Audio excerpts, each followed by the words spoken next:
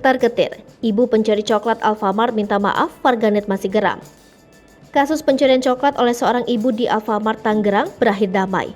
Mariana diwakili oleh anaknya yakni Ivana Valenza telah menyampaikan permintaan maaf terkait pencurian coklat dan sampo yang berakhir intimidasi serta pengancaman. Mariana, ibu yang mencuri coklat dan sampo di Alfamart Sampora, Kecamatan Cisauk, Kabupaten Tangerang, telah meminta maaf kepada kasir bernama Amelia atas dugaan intimidasi. Polres Tangerang Selatan juga menghentikan proses hukum ini setelah Alfamart mencabut laporan kasus pencurian dan intimidasi Undang-Undang ITE. Pihak telapor, Amelia dan Alfamart memutuskan untuk mencabut laporannya terhadap Mariana. Oleh karena itu, proses hukum dihentikan. Hal tersebut diungkapkan oleh Kapolres Tangerang Selatan, Ajun Komisaris Besar Polisi Sarli Solo. Mariana meminta maaf diwakilkan oleh anaknya Ivana Valenza.